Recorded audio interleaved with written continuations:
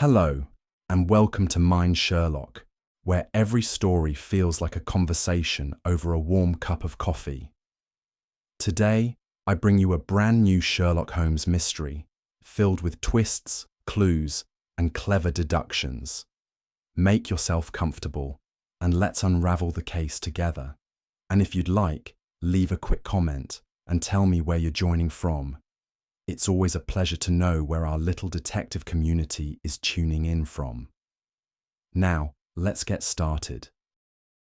It was upon a dreary evening in late November that I found myself once again in the familiar gloom of our chambers at 221B Baker Street.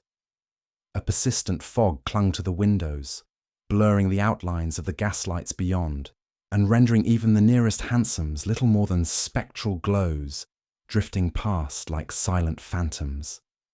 Holmes sat by the fire, his long limbs stretched indolently upon the hearthrug.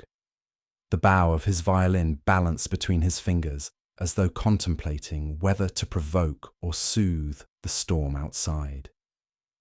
He had been in one of his more reflective moods of late, those strange intervals when he withdrew from society and conversation, seeking solace in the abstract order of music or the narcotic tedium of his 7% solution.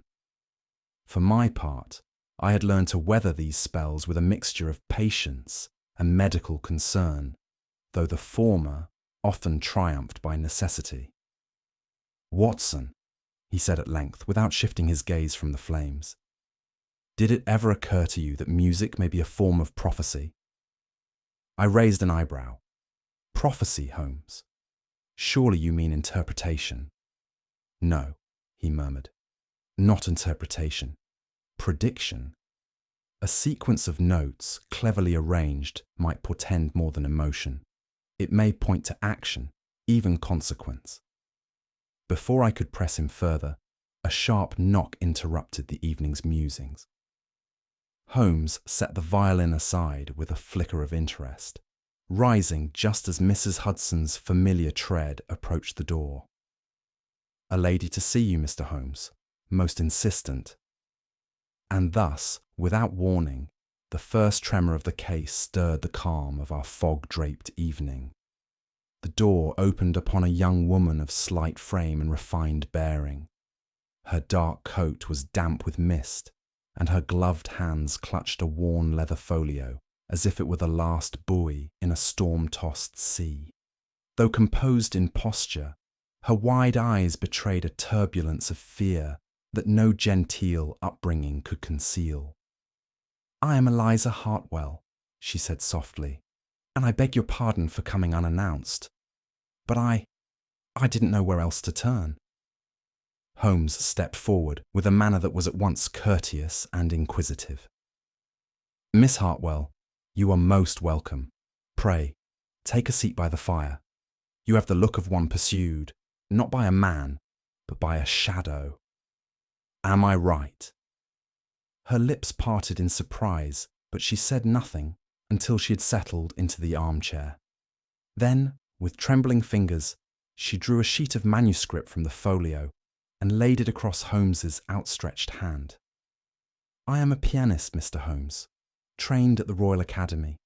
These last few months, someone has been sending me music. Strange music. Always unsigned. Always foreboding." Holmes examined the sheet, his grey eyes scanning the notes with swift calculation. "It is complex," he murmured, almost deliberately so. "A curious rhythm. These modulations, not natural. More like interruptions." "That's what troubles me," she said. "Every time I receive one, something terrible follows. The first, a fire at the theatre where it was rehearsed. The second, a man drowned. And now," she faltered, breath catching. "I received a new piece this morning," she whispered.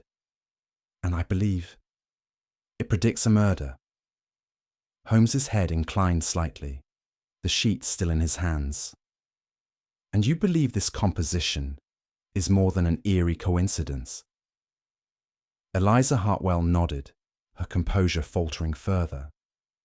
The pattern is too clear, Mr. Holmes. Each piece arrives anonymously, always handwritten, always in the same ink, a deep crimson, like dried blood. And each one feels wrong. There is something malignant in the melody.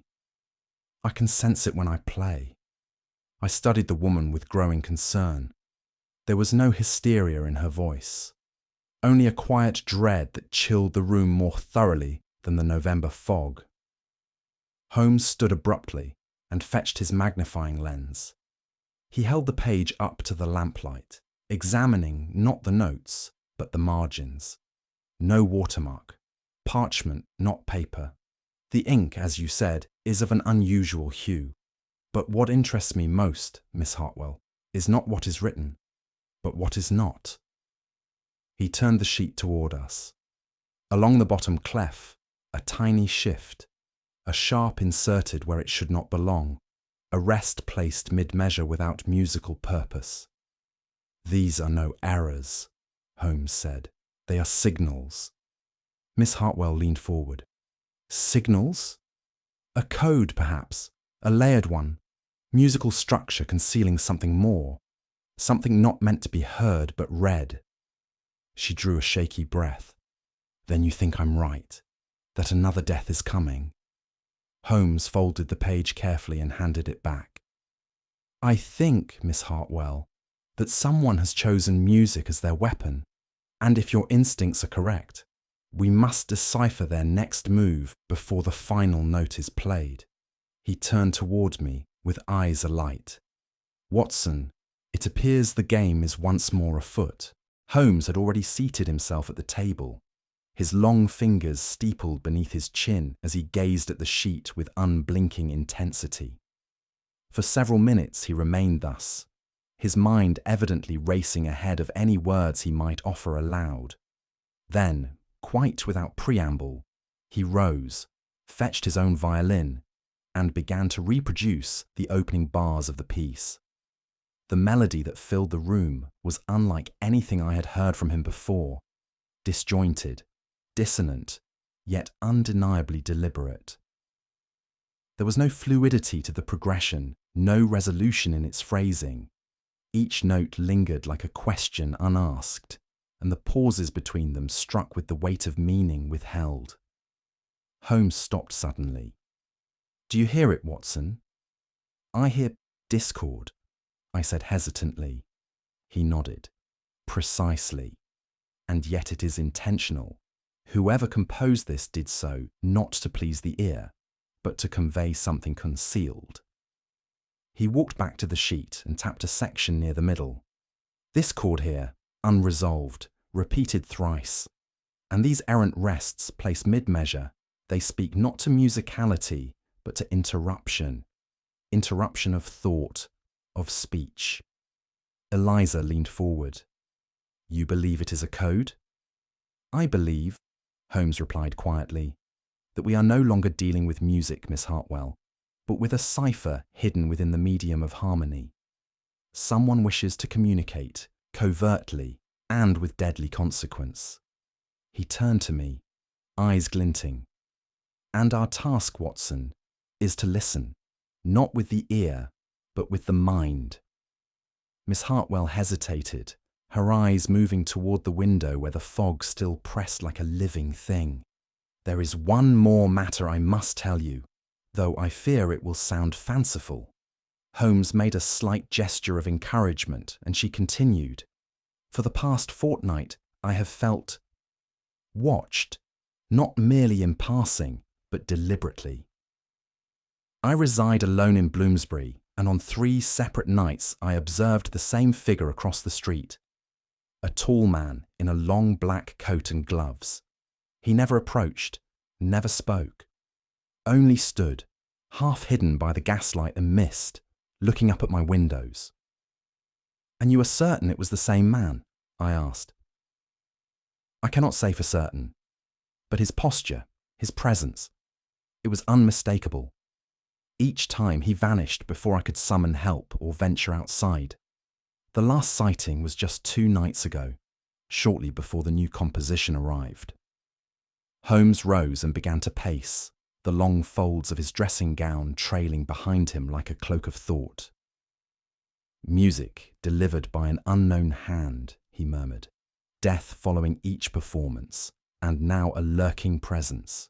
No, Miss Hartwell, this is not fancy. It is a calculated orchestration of fear." He stopped abruptly. "Watson, we must visit Miss Hartwell's home tomorrow. I suspect the next movement in this grim sonata is already being composed. And if we are not swift, we shall hear its final note played over a corpse." It was the following morning, beneath a pale and reluctant sun, that Holmes and I made our way through the winding streets of Bloomsbury, the mist of the previous night now reduced to a damp, lingering chill. Miss Hartwell's residence, a modest yet tasteful second-floor flat near Bedford Square, bore the quiet dignity of one accustomed to solitude and study. She received us with the poise of a woman who had long since resigned herself to dread. "I have placed the letters and manuscripts on the table, Mr. Holmes," she said, gesturing toward a neat stack upon the pianoforte.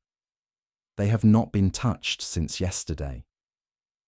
Holmes offered no reply, but crossed the room at once, his gaze sweeping the surroundings with that restless, raptor-like intensity which had so often unsettled those unaccustomed to his methods.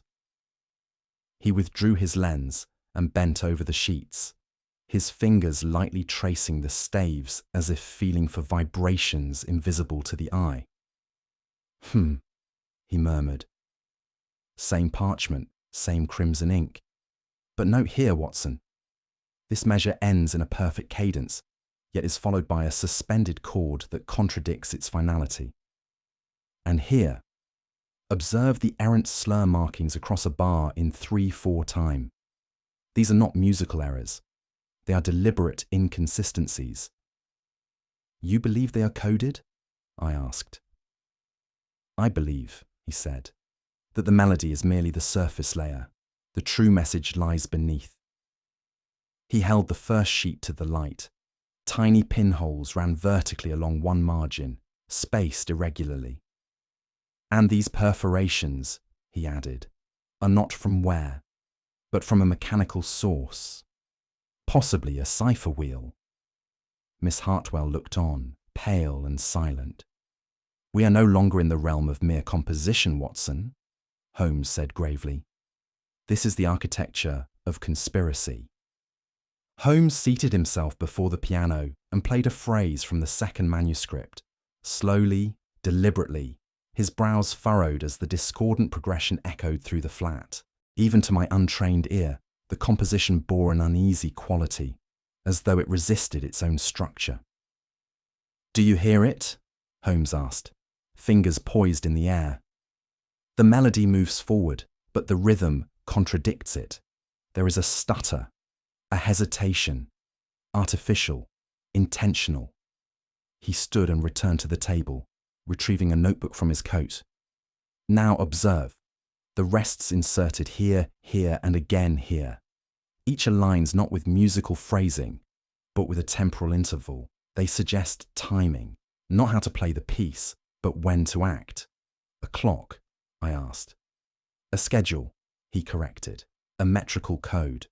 Whoever composed this piece designed it to conceal instructions within its tempo and notations. The shifts in clef, notice how they form a pattern if plotted linearly. Treble, treble, bass, alto, repeating in a cycle." He paused. "A cipher using clef shifts as positional markers. Ingenious and dangerous." Miss Hartwell sat down heavily, the colour draining from her face. "So I've been playing a message?" Holmes turned to her, expression neutral, but not unkind. "Unwittingly, yes, but we have not yet determined its recipient." He rolled the sheet slowly, tapping the ink. "This shade of red, it is not standard. I suspect it contains an additive, possibly iron gall or even blood." "Good heavens," I muttered. Holmes's tone sharpened. This is no idle correspondence. We must consult a specialist, one versed in both musical structure and coded language. There is a man in Kensington, Professor Edmund Vale. He folded the manuscripts and placed them in his case. Come, Watson, the score is set, but we have not yet heard the conductor. Professor Edmund Vale was a man of curious renown, known in equal measure for his pioneering work in musical cryptology and for his reclusive temperament. His residence, nestled among the ivy-laced lanes of Kensington, resembled more a mausoleum of manuscripts than a living abode. Shelves groaned beneath the weight of tomes and scores, and the air was thick with dust and dried ink. He received us in a dim parlour lit by a solitary green-shaded lamp, his face gaunt and drawn, like that of a man who had spent more time in thought than in sunlight. "My dear Holmes," he said with slow recognition, "it has been some years. And you, Doctor. Watson, I have read your accounts with great interest." Holmes offered no pleasantries, but unfurled the music sheets with surgical precision. "We require your expertise, Professor. These manuscripts have come into the possession of Miss Eliza Hartwell, and we believe them to be encoded with something far more sinister than melody." Vale peered at the parchment, his eyes narrowing behind thick spectacles. As he turned each page, a tremor passed through his hand. "This ink," he said softly. "It is not ink alone." "I thought as much," said Holmes. Vale looked up sharply. "You are familiar with the Sturm variations, Mr. Holmes?" "I am." "Then you know the fate of their composer." Holmes gave a curt nod. "A supposed suicide, but no body was ever found." Vale closed the folio slowly. "These compositions bear a resemblance I do not like. They are not merely written, they are constructed, structured like a mathematical trap." He leaned back, visibly shaken. "Gentlemen, whoever penned these has mastered not only harmony, but harm. I must caution you, this is not music, it is ritual." Holmes's expression darkened. "Then it is a ritual we must interrupt before the final bar is struck." Professor Vale sat motionless for a time, the manuscripts resting on his lap as though they bore some dreadful weight. The air in the room had grown perceptibly colder, or perhaps it was merely the chill of memory that passed between us. "There was a case," he began, "some years ago in Prague. A composer named Miklos Sturm, reclusive, eccentric, brilliant. His music was unnatural. Dissonant structures, impossible meter changes and, most curiously, a recurring motif that changed subtly with each piece, like the evolution of a language." Holmes leaned forward slightly. "And the consequence?" Vale hesitated. "Death, sudden, inexplicable. 3 of his patrons perished within a year, one by drowning, one by fire, and one by what was ruled a seizure. Each had received an original composition shortly before their demise. Local authorities dismissed it all as tragic coincidence, until Sturm himself vanished, leaving only a final score, titled Der letzte Ton. The last note. "Did you examine it?" Holmes asked. "I did. And I found it structurally identical to what Miss Hartwell has brought you. Subtle clef manipulations, unnatural modulations and coded metrics. I submitted my findings to the Academy in Vienna, but they dismissed them as fanciful." Holmes exchanged a glance with me. "And now, it has crossed the Channel." Vale nodded gravely. "Whoever has revived Sturm's methods, if not the man himself, possesses the same twisted ingenuity. These scores are not compositions, Mr. Holmes. They are blueprints for something lethal." As we took our leave, Vale's final words followed us like a benediction of warning. "Be wary of the silence between the notes.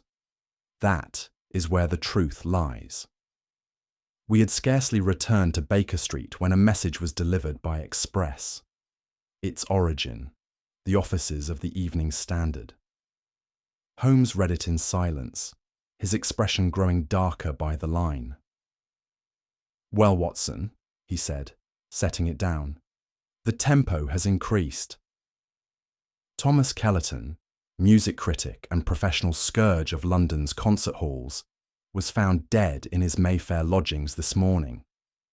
Cause listed as cardiac arrest, and you suspect otherwise. "I suspect coincidence least of all," he replied. "Kellerton was in attendance at Miss Hartwell's recital just 3 nights ago. She performed the second of the anonymous compositions, the one I played yesterday."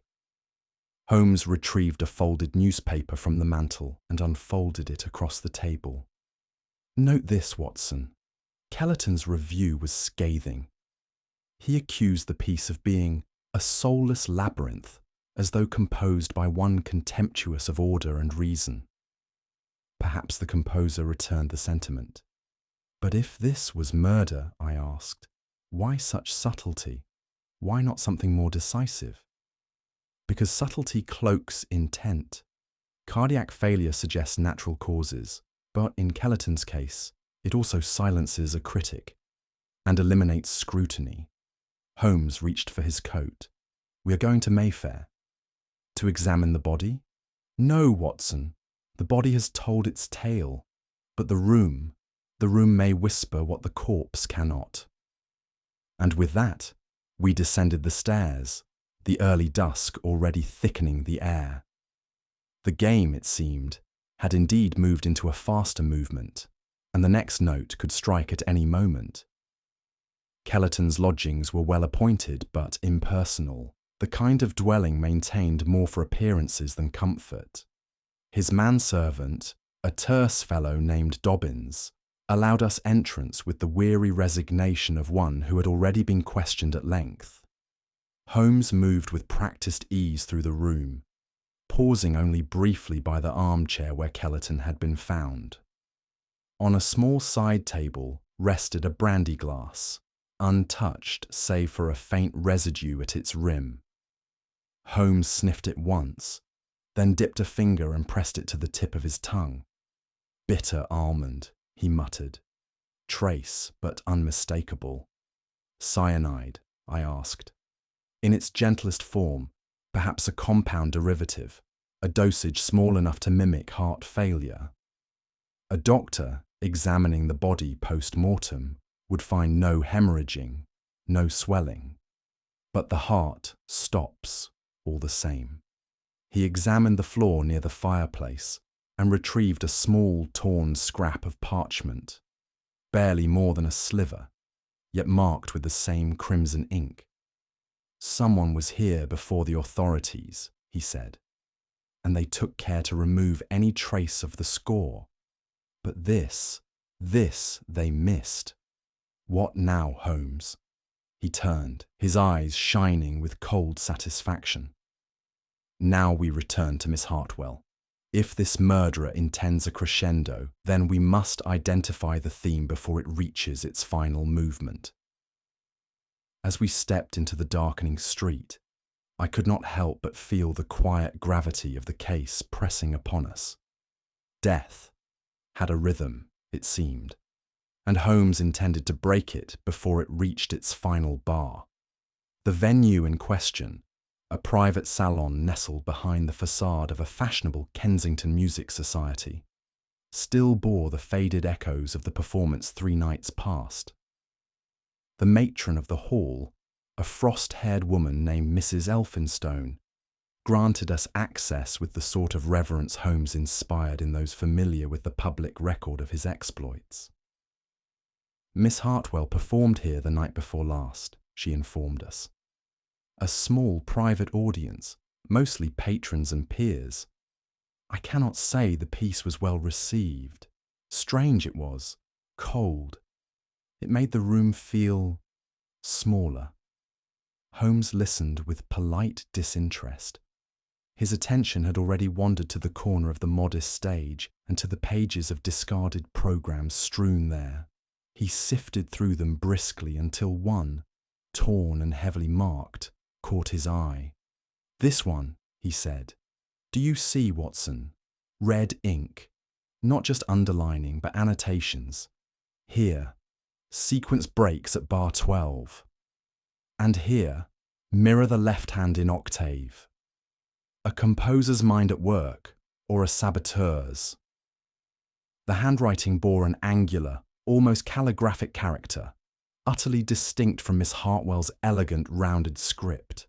Holmes folded the program carefully and placed it in his pocketbook. Someone in the audience understood precisely what they were hearing, not just a performance, but a signal. We were about to take our leave when Holmes turned abruptly. Mrs. Elphinstone, tell me, was a Mr. Lysander Brack present at the recital? Her face soured perceptibly. Indeed he was, though I wish he had not been. That man is a blight on civil company. He left before the final applause, muttering to himself. Holmes gave a slow nod. Then it is time, Watson, that we paid Mr. Brack a visit. A jealous mind in possession of talent is dangerous enough. A jealous mind denied it entirely may prove fatal. We found Mr. Lysander Brack in a cluttered apartment off Fitzrovia, surrounded by sheets of his own compositions, unfinished symphonies, and the acrid scent of stale spirits. He was a man of pale complexion and erratic energy, with long, bony fingers that trembled as he offered Holmes a seat with exaggerated flourish. "I've nothing to hide," he said with forced bravado. "Come to accuse me, have you? Eliza sent you, I suppose. Always the centre of the melody, never the harmony." Holmes studied him a moment, then spoke evenly. "Miss Hartwell is concerned for her safety. We are concerned for her music." Brack snorted and leaned back in his chair. "Her music. Ha! She doesn't even write it. She plays like a machine. Perfect, soulless, obedient. That's what they want, isn't it? Order, precision. No room for the divine chaos of genius." "And what of the anonymous compositions she receives?" Holmes asked. "Do they not strike you as familiar?" For a fleeting second, Brack's eyes flicked to the scattered sheets beside him. "You think I wrote them? That I would stoop to such artifice?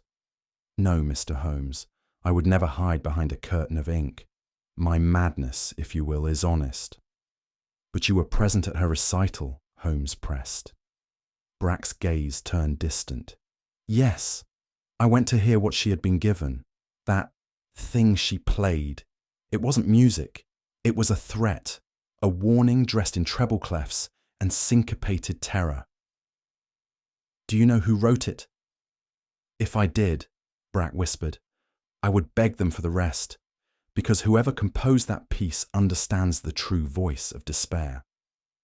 Holmes rose. "You may be unstable, Mr. Brack, but not calculated, which means, Watson, we may be looking in the wrong place entirely." As we departed Brack's disordered quarters, Holmes was silent, his brow furrowed not in frustration, but in recalibration. I knew that expression well. It signified a mind revising its former assumptions, often at a speed far beyond my capacity to follow. "He is not our man," Holmes said at last, as we turned into Charlotte Street. "You seem to press him with genuine suspicion." "I did," Holmes replied, "but only to measure the depth of his resentment and its limitations. Brack is tormented, yes, and perhaps even dangerous in a moment of passion. But the crimes we pursue are not born of passion, Watson. They are orchestrated, layered, cold. But what of the annotations in red ink?" Holmes reached into his pocket and withdrew the torn program once more. "The handwriting is too precise, too restrained. It lacks the emotional tremor we observed in Brack's hands. Moreover, consider the language. Mirror the left hand. Sequence breaks at bar 12. These are technical, almost mathematical phrases. Brack speaks in metaphors. Whoever wrote this speaks in systems." And yet he recognized the threat. indeed. Because, like us, he heard what was buried beneath the melody. But unlike us, he was not its author. We crossed silently through Soho, the air growing heavier with anticipation. Holmes turned suddenly and hailed a cab. "We return to Miss Hartwell," he said. "What has changed?" He leaned back in the seat and folded his arms.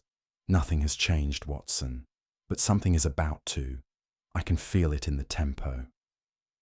Miss Hartwell greeted us at the door, visibly shaken. Her hand trembled as she passed Holmes a single envelope, unsealed but stained slightly at one corner with what I took to be ink, until Holmes raised it to the light and shook his head.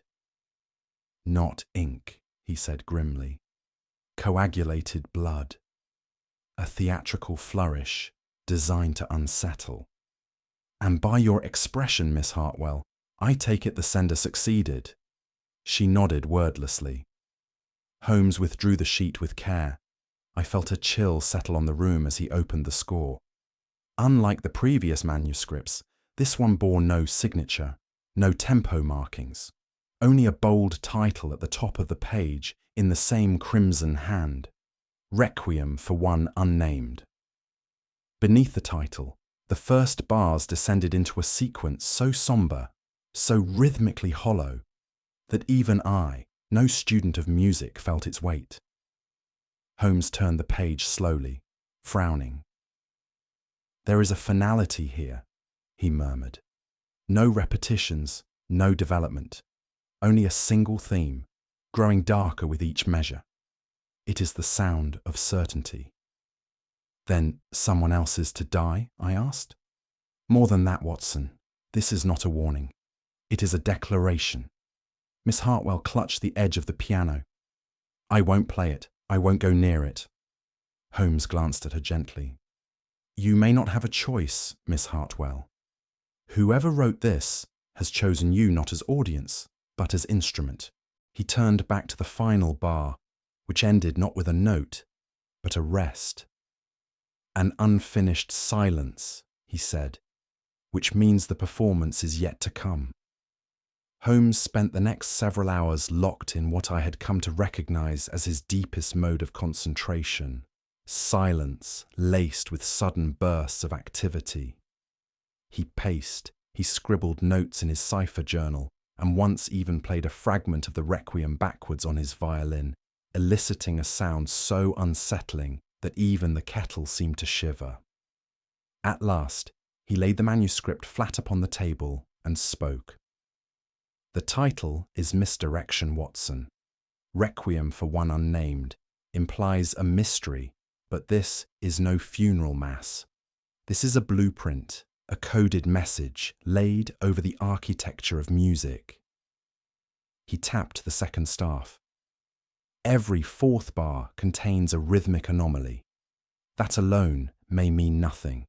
But observe, if we isolate the final note of each fourth bar and translate them according to their scale degree, do you see?" He began to pencil letters beside the notes. Slowly, a phrase emerged. "Wexleyhall." "Wexley Hall?" I repeated. Holmes nodded. "The private estate of Lord Wexley, patron of the arts, occasional political meddler, and recent admirer of Miss Hartwell's performances. He is hosting a private concert this Friday, one to which Miss Hartwell has already been invited." "And you believe this is the target?" "I believe," Holmes said, "that the composer intends the final movement to be performed there." He stood abruptly. "We must contact Lestrade. A murder is being rehearsed in silence, and if we are not quick, we shall be forced to hear its encore." Inspector Lestrade was initially sceptical, his natural state when faced with Holmes's more abstract deductions, but the weight of the evidence and Holmes's resolute tone were enough to move him to action. "If you're wrong," he said, "I'll be explaining to Lord Wexley why Scotland Yard has posted men behind his draperies." "If I'm wrong," Holmes replied, "you may instead be explaining why his obituary ran in Saturday's edition." Plans were made in swift succession. Eliza, though visibly shaken, agreed to attend the concert as planned, under the strictest supervision. Holmes, meanwhile, arranged to take the place of a second violinist in the evening's ensemble. His credentials, of course, going unquestioned once Lestrade whispered a word in the right ears. "The question that remains," I said, once we had returned home that evening, "is whom the unnamed refers to. Do you believe it is Wexley?" "I do not," Holmes replied. "The piece is titled with care and ambiguity. The victim may not be Wexley at all. He may merely be present at the time." "Then how shall we know?" "We shall listen, Watson. We shall listen to the music, the movement of eyes, of hands, of feet. The killer believes himself composer, conductor, and critic. But he has forgotten one role, audience, and I intend to be seated front row." With that, he turned once more to the manuscript, tracing its final bar in silence. Then he murmured, almost to himself, "Some men use words, others use blades, but this one, he uses silence." It was the morning before the concert at Wexley Hall that Holmes unveiled the details of his plan. He had risen unusually early, and by the time I joined him he had already filled 2 pages of close-written notes, and was mid-conversation with a short, severe-looking man in a crisp waistcoat, whom I soon identified as the Hall's music director. "I shall require a violin tuned in D," Holmes was saying, "and a place within the second ensemble, stage left. Nothing ostentatious, just near enough to observe the first 2 rows of the audience." The man looked sceptical. "And you can play to the standard required?" Holmes turned to the cabinet, drew forth his own violin, and played the opening 4 bars of Paganini's Caprice No. 24 with such technical dexterity that the fellow blanched and nodded without another word. Once we were alone, I could contain myself no longer. "Holmes, are you seriously proposing to play in the orchestra?" "Precisely. The murderer is a man or woman of music, Watson. Their theatre is not the alleyway or the poison vial, but the stage. If this final act is to be carried out, it will not be done in the shadows. It will be conducted." He paced as he spoke, his eyes gleaming with cold purpose. "By positioning myself among the musicians, I shall be within arm's reach of both the instruments and the audience. I can observe what others do not: the twitch of a hand, the flash of a signal, the gesture no one else would recognize as fatal. And myself? You will remain among the guests, near Miss Hartwell. She must be seen. She must play her part in this overture." "But what are we watching for, Holmes?" He stopped.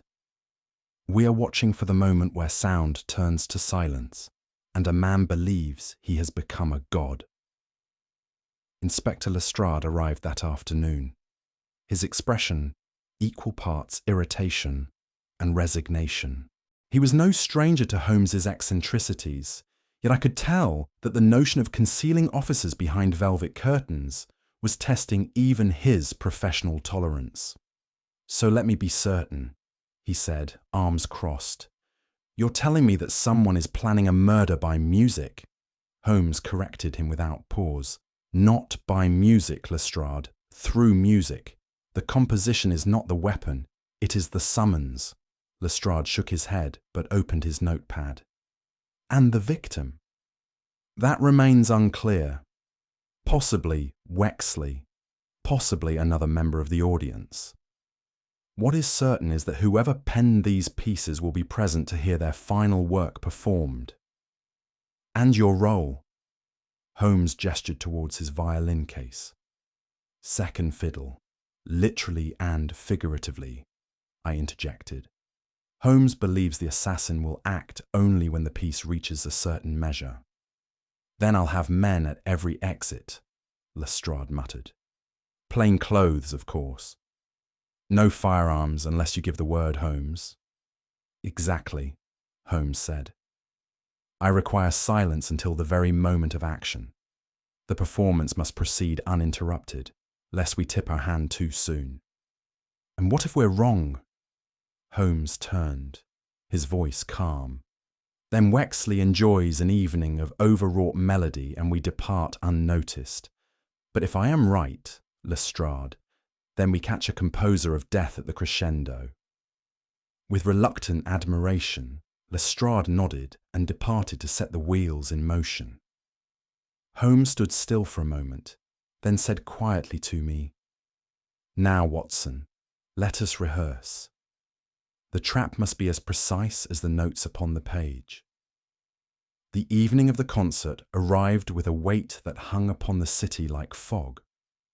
Lord Wexley's private concert hall, though grand in its proportions, felt to me more like a mausoleum awaiting the moment of its interment.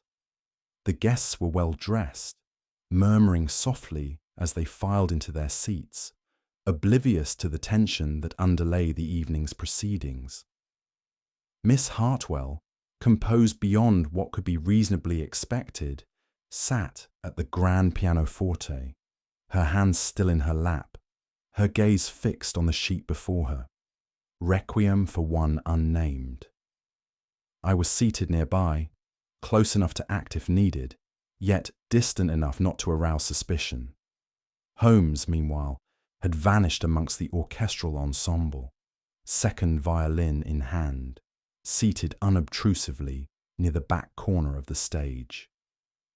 The conductor tapped his baton and the first bars began.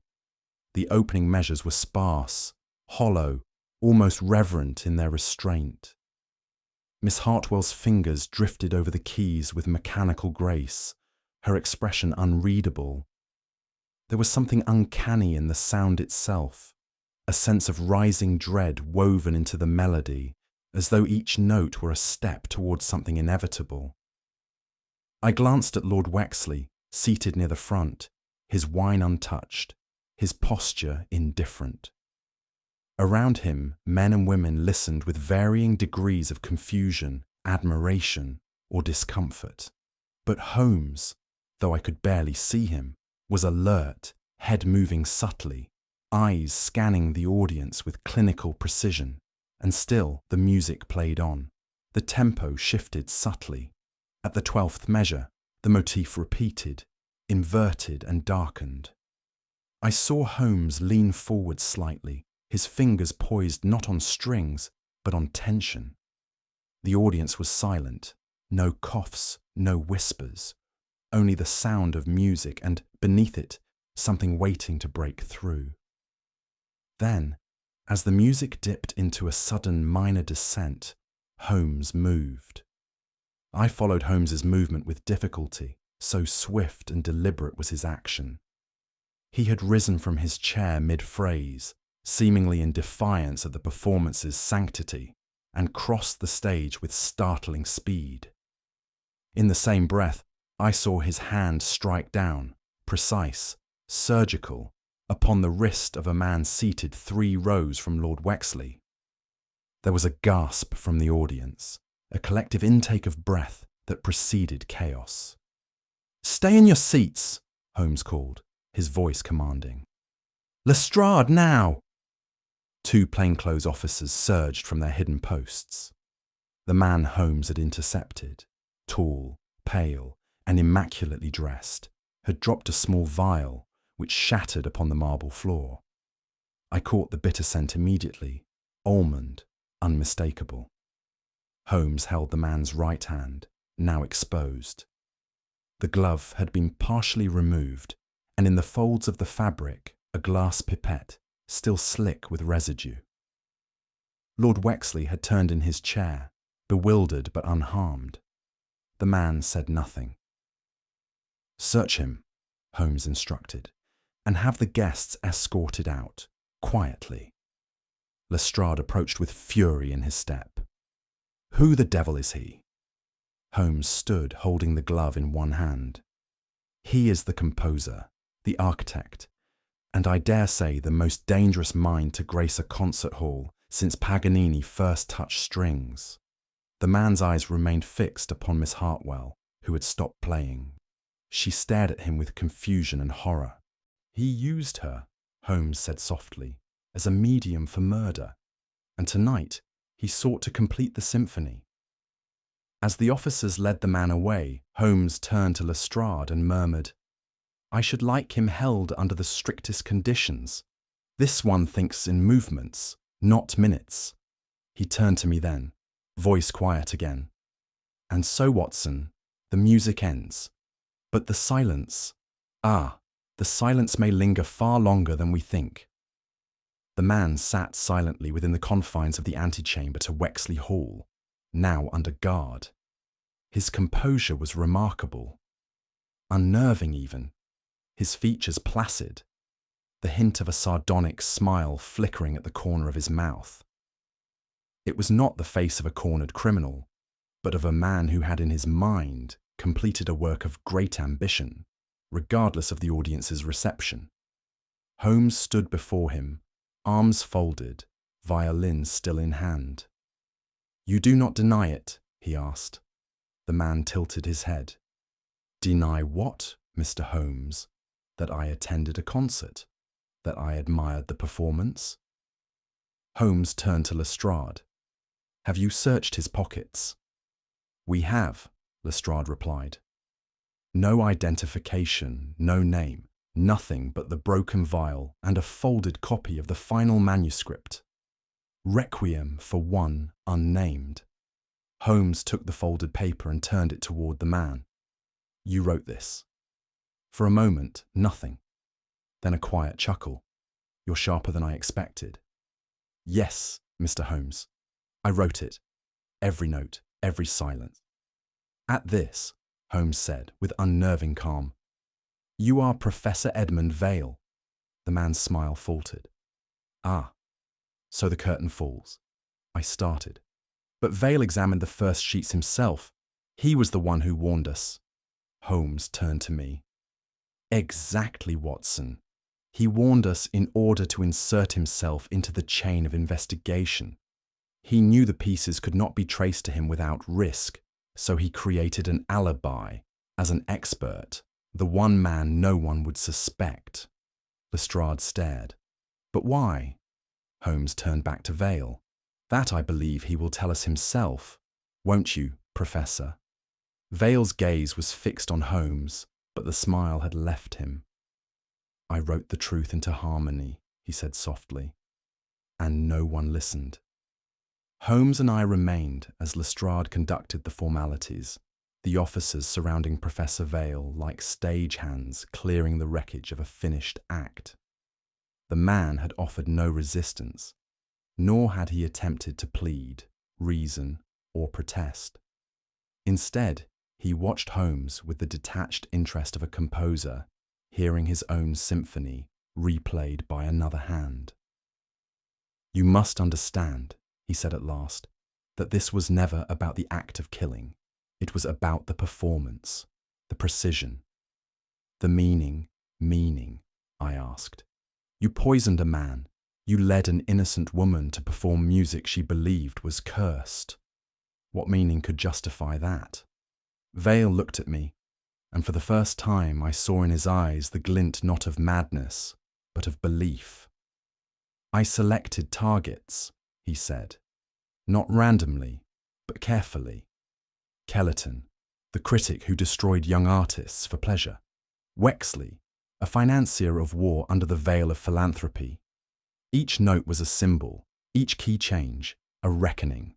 I orchestrated a cleansing, using the only language no one questions, music." Holmes spoke with cold finality. "But you hid your truth in shadows. You used others to strike the notes you dared not play yourself." Vale inclined his head slightly. "Because art requires sacrifice, Mr. Holmes, even from its creator." "And what of Miss Hartwell?" Holmes asked. "Was she sacrifice or instrument?" Vale closed his eyes. "She was the chorus." With that, he said no more. We left the hall in silence. Holmes did not speak until we reached Baker Street. Then, in a voice low and grave, he murmured, "He composed murder with such elegance, Watson, that it nearly passed as genius. But even the most beautiful music cannot disguise the sound of a soul decaying." It was well past midnight by the time Holmes and I returned to Baker Street. A faint mist lingered in the air, and the city had resumed its customary murmur, as if the darkness of the evening had passed unnoticed by the world at large. Within the familiar warmth of our lodgings, the contrast was almost jarring. The kettle hissed quietly on the hob, and Mrs. Hudson had, with her usual foresight, left a tray with bread, cold meats, and a single covered lamp. Holmes removed his coat in silence, deposited his violin beside the hearth, and stood with his back to the fire for some moments, eyes half-lidded, but mind unmistakably active. Lestrade joined us shortly thereafter, still damp from the evening air, his boots leaving small tracks on the rug. "Well," he said, slumping into a chair, "I've seen many a madman in my time, but I'll admit, this one had a flair." Holmes made no reply at first, and when he did, it was with a tone more reflective than triumphant. "Flair, yes, but also structure. That's what made him dangerous. His mind operated not in chaos, but in a twisted form of order." Lestrade leaned forward. "And you believe it's finished now?" "For now," Holmes said. "His plan was meticulous, but it depended upon performance. Without the score, without the stage, he is reduced to silence." I observed Holmes closely. There was no trace of satisfaction in his manner, only a kind of weariness I had seen before, when the game, no matter how well played, had left its residue. He stirred from his thoughts at last. "Watson, I believe it's time I explained the whole of it." He reached for the final manuscript and unfurled it across the table. "It begins," he said, "not with a note, but with an omission." Holmes drew his chair closer to the table and beckoned us both to gather round. With the manuscript spread before him and his fingers resting lightly on its edge, he spoke in the tone of a professor imparting a lesson whose subject was both abstract and lethal. "This piece," he began, tapping the first staff, "was never meant to be heard. It was meant to be read by those who understood the language." "Musical notation?" Lestrade asked. "Yes and no," Holmes replied. Vale encoded his intent through two simultaneous systems. The first, a melodic cipher, a method whereby every fourth measure contained a deviation from standard notation. These were not errors, but substitutions. When translated through the lens of scale degree and harmonic positioning, they spelled names, locations, and eventually, Wexley Hall. He pointed now to the rests. The second system was a temporal code, a message hidden in the rhythm. Every rest was placed not where it would be musically appropriate, but where it would mark time, corresponding to minutes within the performance. Each was a cue, indicating precisely when the act was to be committed. "Good Lord," I murmured. "So Miss Hartwell was a metronome?" "Unwittingly," Holmes said. "She kept time for Vale's theatre. Her performance gave him structure. She was the conductor's baton, though she never knew it." Lestrade shook his head. "And the critic?" "Kellerton." "Targeted," Holmes said. He had written dismissively of Vale's own compositions years prior, ending what might have been a respected career. Vale viewed him not as a man, but as a dissonant chord, one to be resolved. He leaned back now, folding his hands.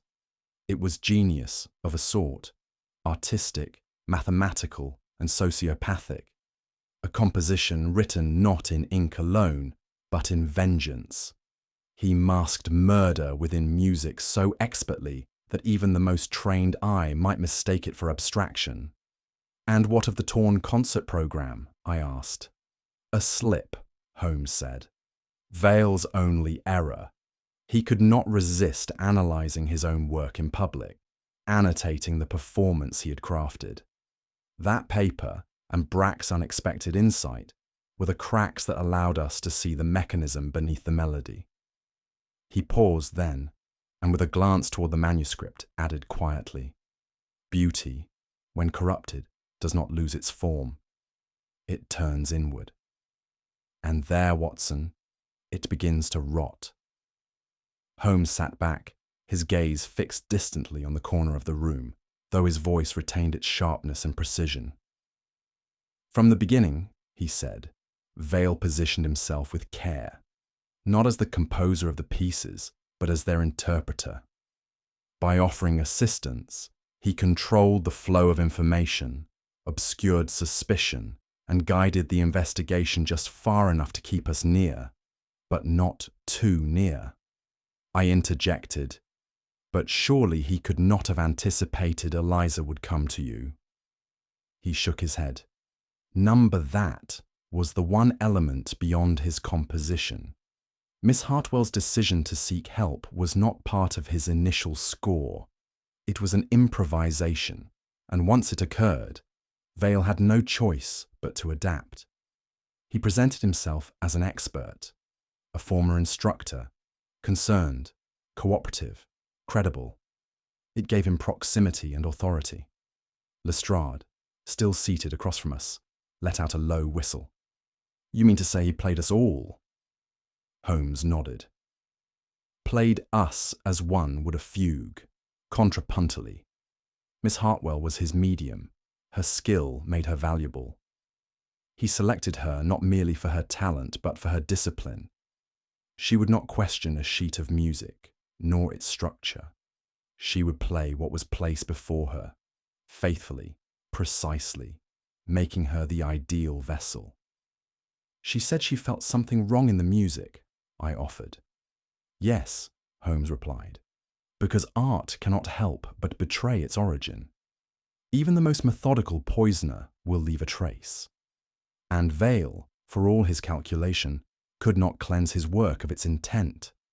He tapped the manuscript again. "Each of these murders was conducted in 3 voices, Vale as composer, Eliza as performer, and the victim as recipient.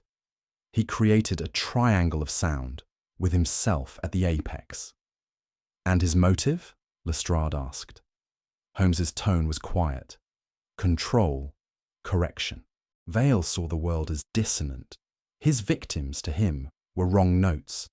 He composed to eliminate them, and used beauty as the disguise. I stared at the pages before us, as though the red ink might suddenly pulse with malevolence.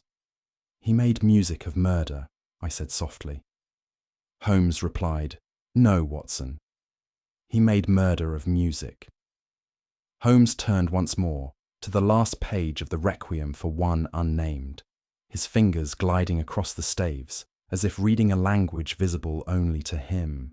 He did not speak at first, but I could see from the set of his brow that some quiet realization had settled. "You asked me once, Watson," he began, "why the final piece bore such an ominous title, One Unnamed. Why Vale would choose to leave the victim undesignated when all his previous scores had been so deliberate." "Yes," I said. "Surely he must have known whom he meant to kill." "He did," Holmes replied. "And yet he concealed the name because the identity itself was symbolic, not personal but representative." He leaned forward. "Lord Wexley was never chosen for vengeance alone. He was selected for what he embodied: excess, exploitation, cultural patronage tainted by financial gain. Vale didn't see him as a man, but as a symbol. One Unnamed was a universal statement that anyone fitting the profile of corruption could be sacrificed." Lestrade frowned. "So Wexley wasn't targeted for a specific act." Holmes gave a faint shake of the head. Number He was merely the next note in a larger theme, a crescendo, Each victim increased the intensity of Vale's pattern: Kellerton, the critic of art; Wexley, the manipulator of it. The next, I suspect, would have been the performer herself, Miss Hartwell. I sat back, stunned. He would have killed her. If the performance had concluded as written, yes, Holmes said. She would have served her purpose and thus been removed. Not from malice, but to complete the composition. There was a long silence. Holmes then added, with uncharacteristic gravity, "That is the danger of abstraction, Watson. When a man values an idea above a life, he may destroy both." He closed the manuscript and placed it gently in the drawer. "We have interrupted the music," he said. "But we must never forget that somewhere, in some quiet mind, the metronome still ticks." It was the following morning that Miss Eliza Hartwell called upon us. She entered our sitting room with a composed exterior, though I perceived at once the tremor that passed through her hands and the hollowness beneath her eyes. Signs not of physical ailment, but of a soul burdened by the weight of proximity to evil. "I wish to thank you, Mr. Holmes," she said, "and to understand." Holmes inclined his head. "You were used, Miss Hartwell. That much I regret deeply. But your instincts, the unease you felt in the music, were the very note that saved lives." She looked down, her voice no more than a whisper. "I played death." "No," Holmes said firmly. "You gave it voice, yes, but unknowingly. Your gift was manipulated. That is not guilt. That is tragedy." I felt compelled to speak. "He never meant for you to survive. You were a part of the composition, and he intended you to end with it." She did not startle, but closed her eyes briefly, as if some truth had merely found its place within her. "I shall never play again," she said softly. Holmes was silent for a moment.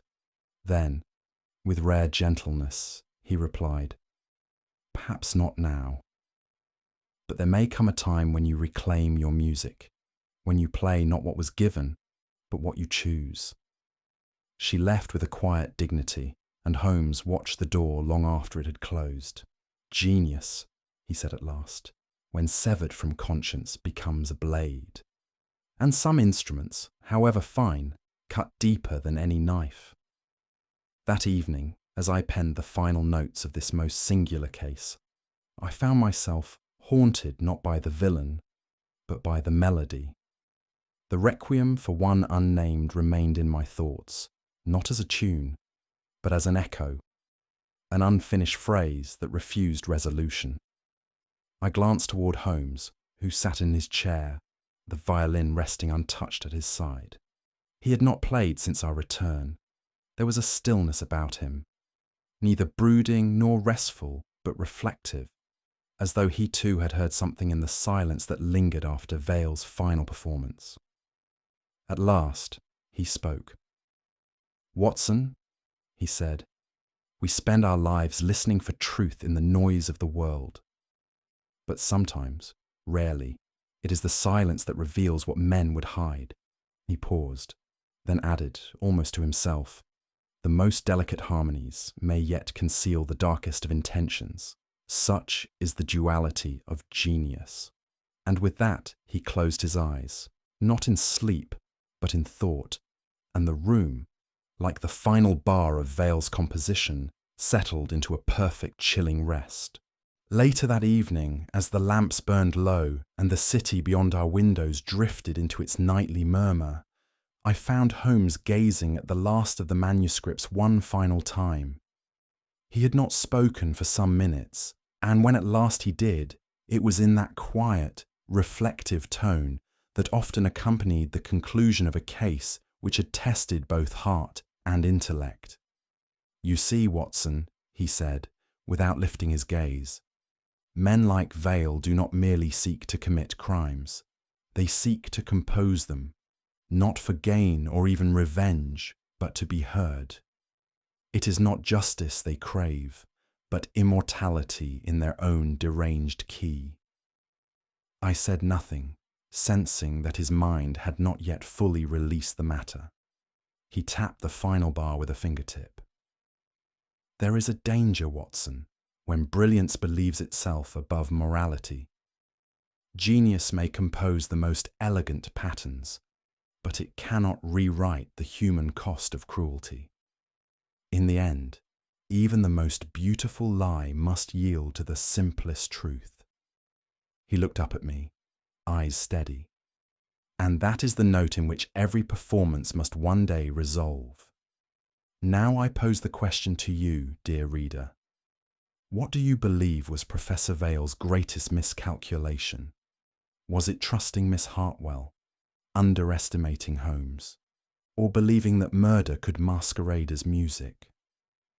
If this mystery stirred your curiosity, do let us know your thoughts in the comments below, and if you wish to join us for more tales from the casebook of Sherlock Holmes, full of shadowed alleys, brilliant deductions, and the eternal dance between light and darkness, be sure to subscribe, share this story with fellow mystery lovers, and tune in next time for another chapter in the adventures of the great detective.